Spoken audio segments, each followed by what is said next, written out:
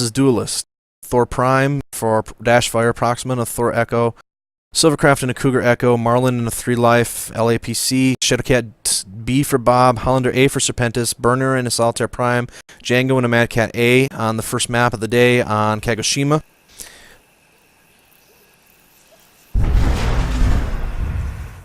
The Dashfire and Marlin are part of Team B, moving down to the Echo 6 base to dump the APC off in a safe place, and then they will proceed to Delta 6 Key 9, while the rest of the team will move up to C6 area, and they will try to set up a 700-meter crossfire utilizing the pathway in front of the mountain to rejoin each other if they need to, and if the APC survives long enough, which Marlin will have 3 total lives to work with, they'll be able to reload their ammo. So Dashfire should be able to fire off his LRM 20 rack pretty much as he wants to attack. You can see that Burner's bringing a pretty short-range list, so they're going to be probably in Wolfpack mentality, keeping their forces together. So they may decide to rush one of the enemy embankments. This will be the area of attack. Bob is acting as the scout, it looks like, in the Shadowcat, and he will be moving into the trap, albeit the B team has not quite arrived on station yet.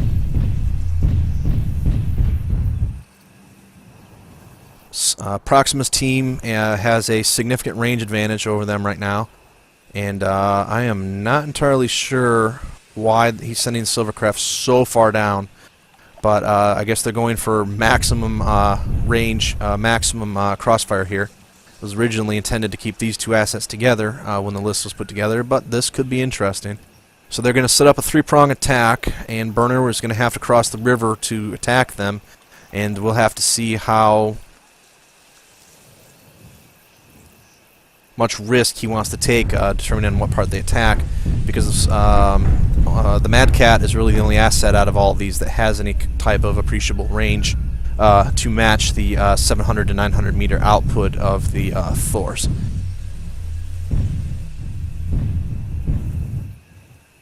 Team A is on station for the defending team.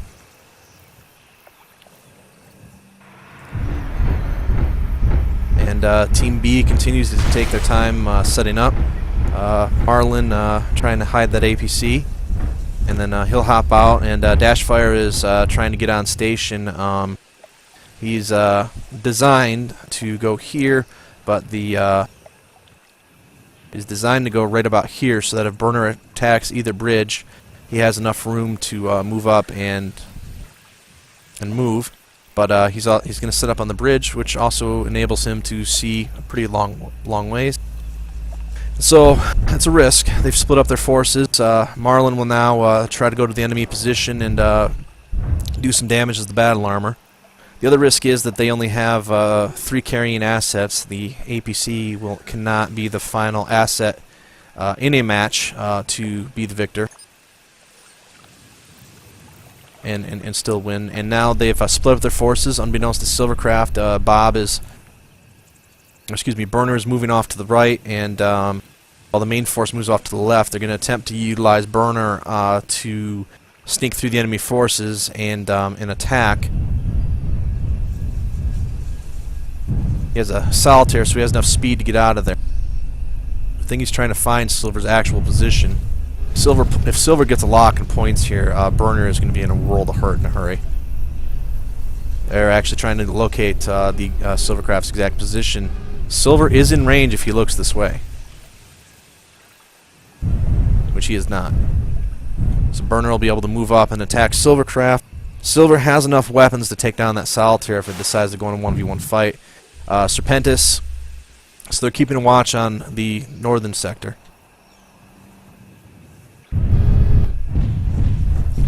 Meanwhile, Bob and Django are moving in a southerly pattern down.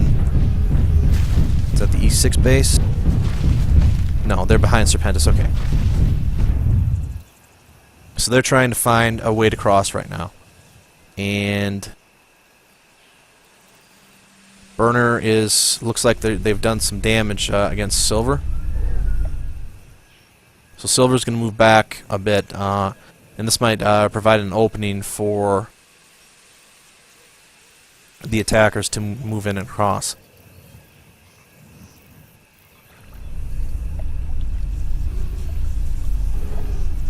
Heavy large laser, and the lasers on here can do some rather significant damage, but it's a solitaire, so if it goes in a 1v1 fight against a mech 10 tons heavier than it, even without the ATMs, it would be probably a losing proposition.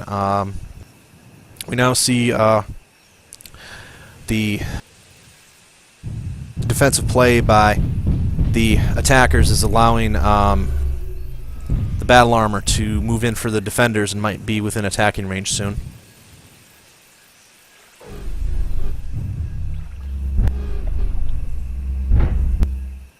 Tango, the only one with range, is now trying to get up north a bit and track the position. He can hit from 900 meters out. Proxima can outrange him by 100 meters. Open up on Silvercraft here. We're going to try and open up a pathway. Silvercraft will now move back. 2 ERPPCs and 2 UAC-10s. Silvercraft's taken probably 25% damage to his torso. We now follow the battle armor planning its attack route.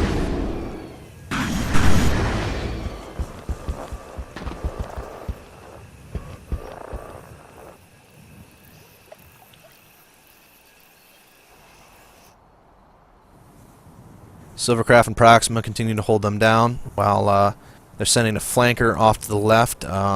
Marlin's arrived, but looks like they've moved their assets out. They're now Dashfire's set up in his position. They're now going to charge Silvercraft and Proxima, and Proxima is going to try to get Gauss and ERPPC fire off while they go.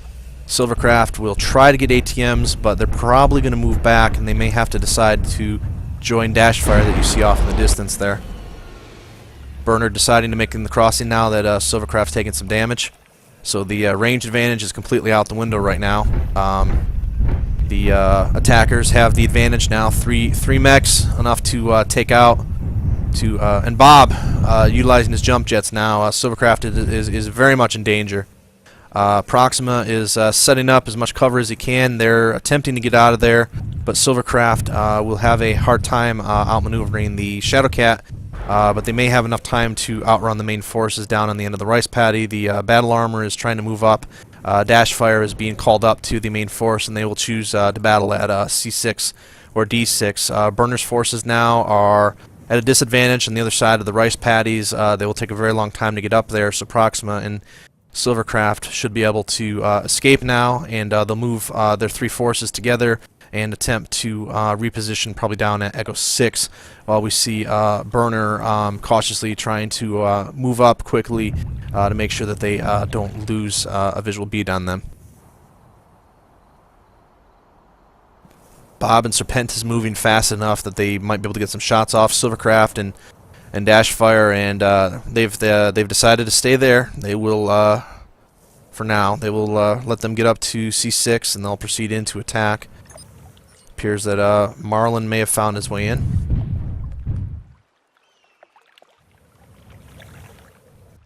Nope, Marlin's still making his way up. Now the attackers have the high ground.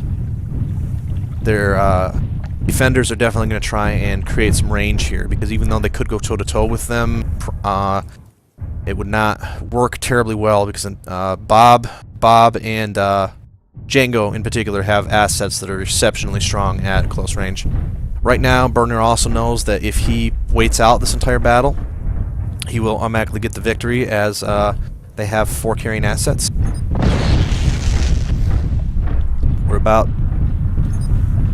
we have about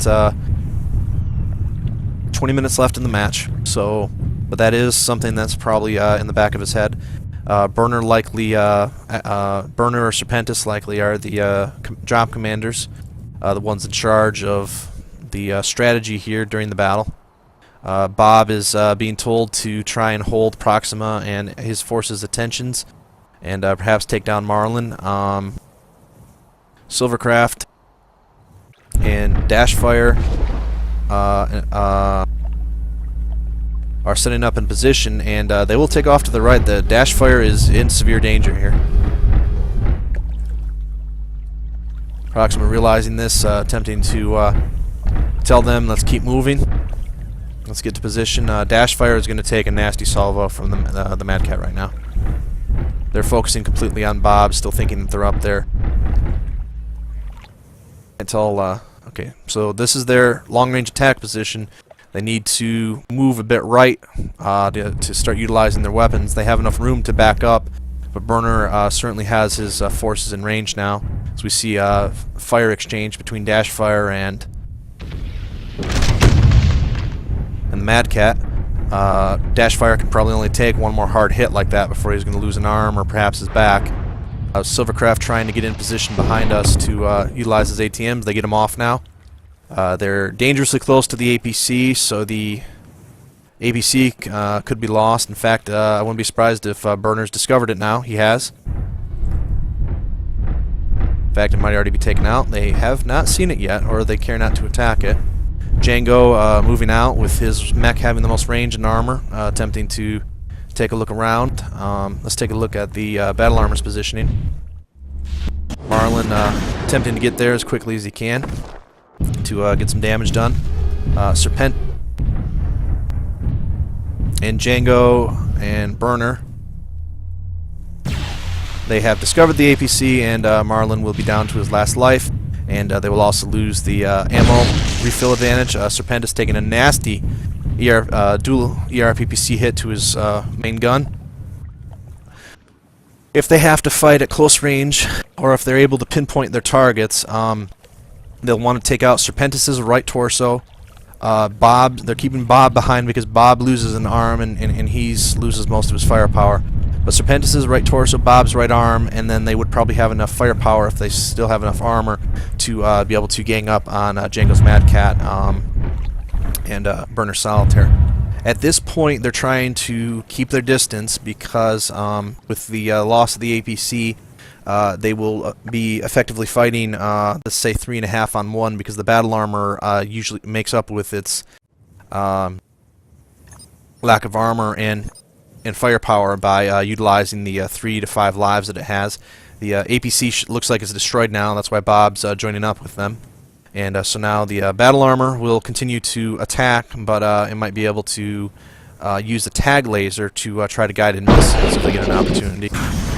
Marlin will keep his distance now and will attack from far enough range that he will try to be busy. He's buying his team time right now, trying to get them far enough away. If he's careful versus Serpentis, he has an advantage weapons-wise. But if Bob or any of the others come in, Serpentis will wait to line up his shot now, and Marlin has decided to try and do as much damage as he can before dying versus Serpentis. Serpentis has one big gun that's hard to hit, but his lasers can do enough damage to attack. You can see that he's going to wait to line up the shot. Marlin trying to get that torso gun out where the majority of Serpentis' firepower comes through. This is really an excellent job by Marlin keeping Serpentis busy, because now it's a 3-on-3 for a while. Marlin now attempting to utilize the water to make it hard for Serpentis to see him. Serpentis now moving back to his team, telling them to come in and help him with the battle armor. And you can see that it's a powerful gun, but it's hard for timing. And Marlin's going to have to be careful not to over-pursue here, because the other mechs have weapons that will make short work of Marlin.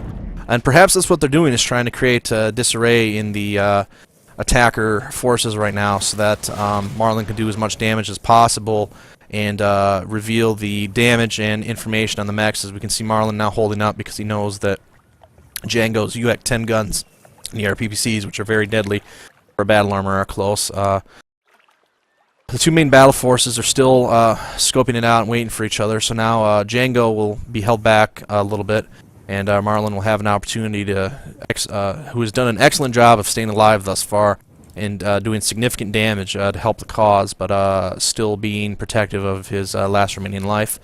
Let's switch up the focus now to the attacking forces. Django bringing up the rear. Serpentis and Bob attempting to push on the hill, but they again don't have the rain. Ammo will start to become an issue for the for the Cougar.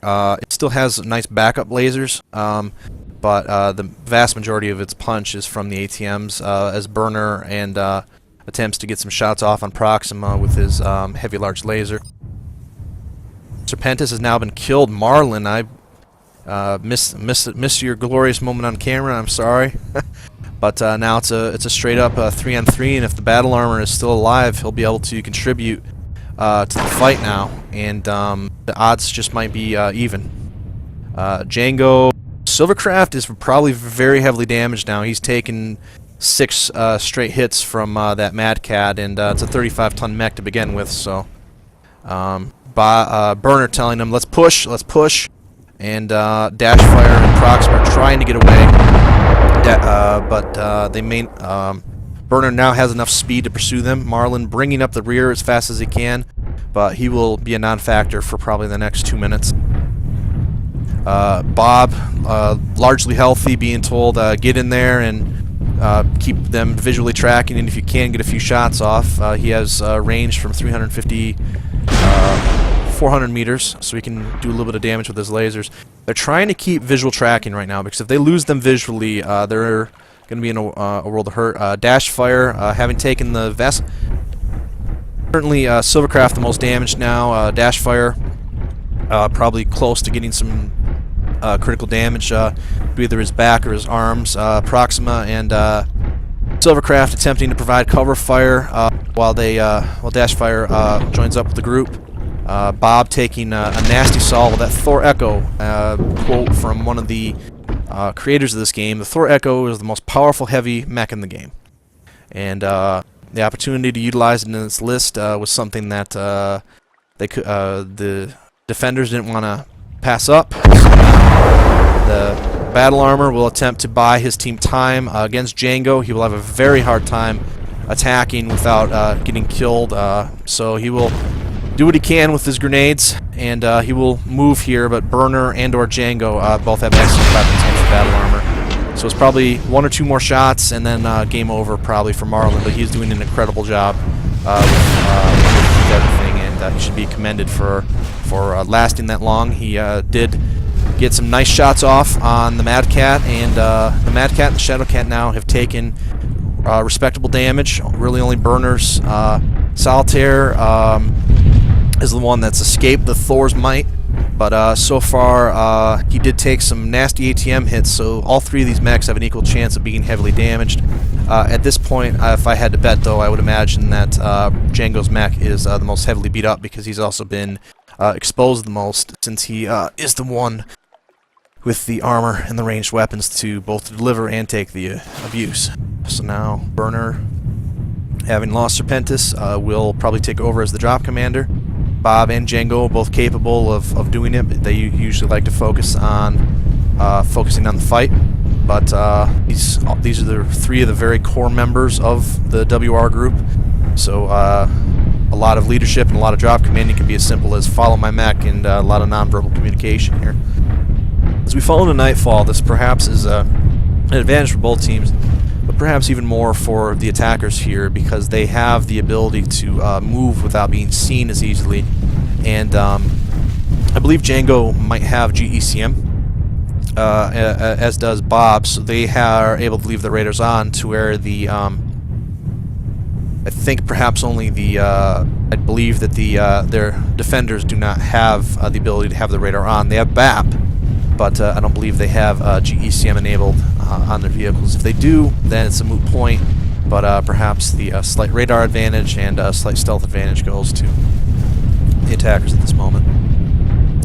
They will need to protect Django and let him do as much damage as they can. If they decide to let the clock run out at 5:00 in 10 minutes, then it will be a tie, which is also a valid strategy given that both teams have 3 carrying assets.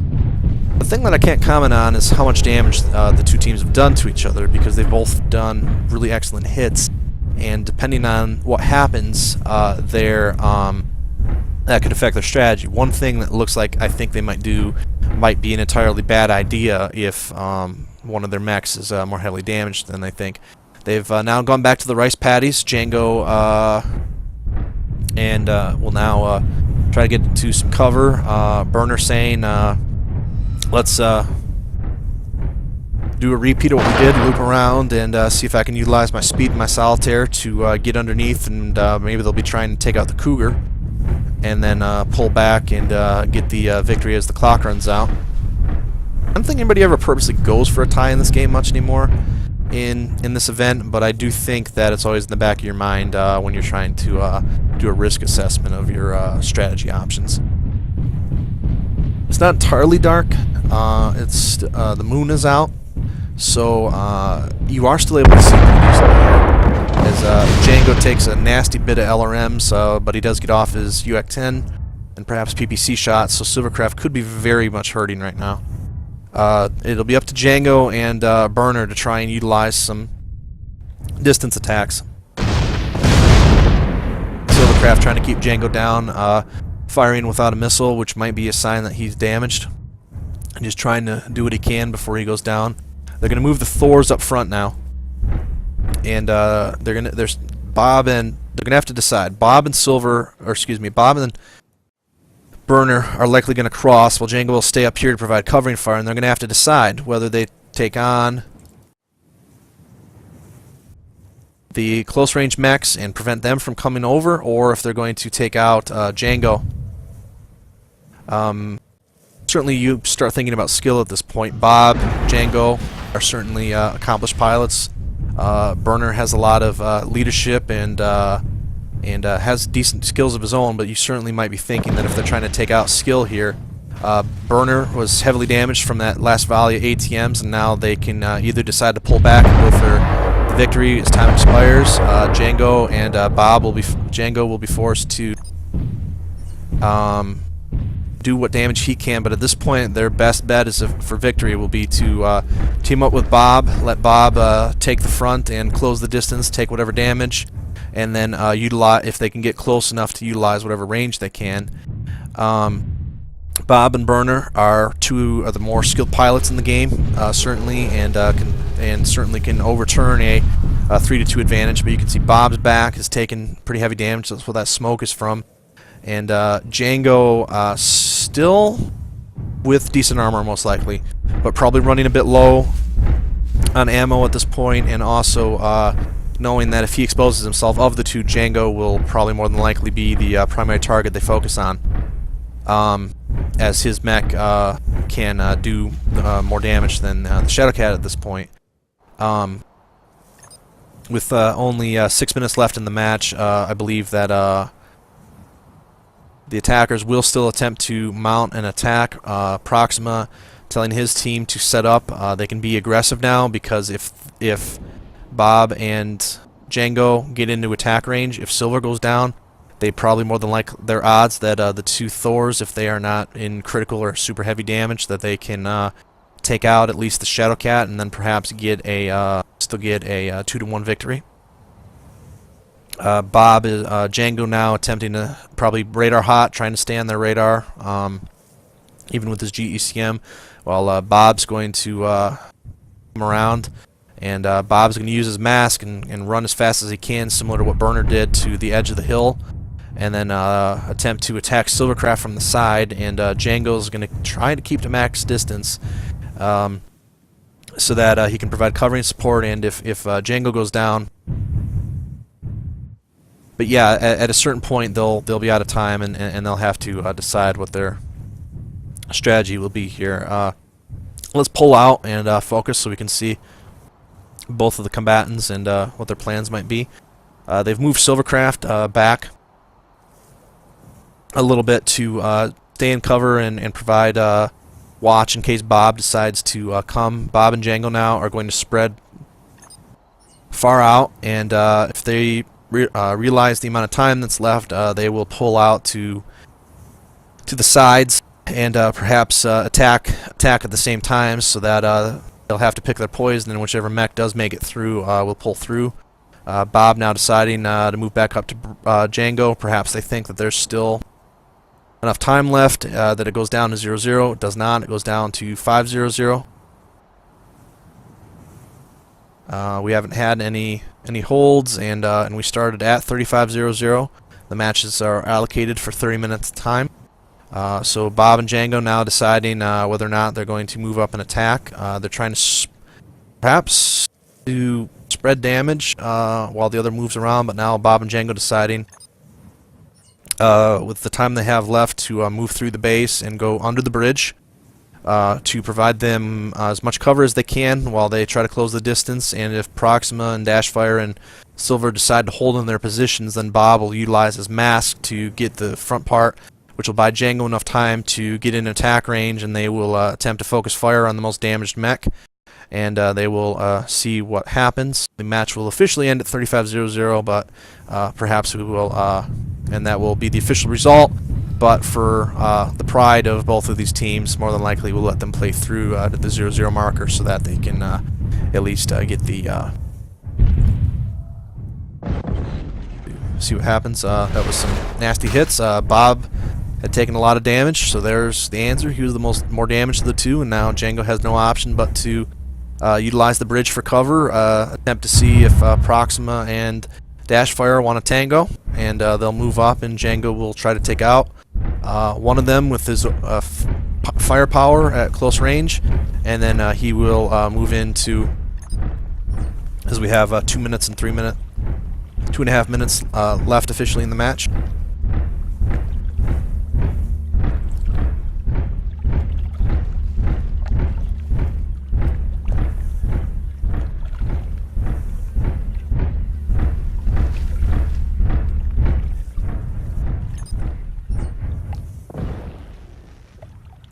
Proxima and Silvercraft trying to get off firing. Silver again dumb firing his missiles. He was able to get ever so slight hit on there, and that's the end of the match.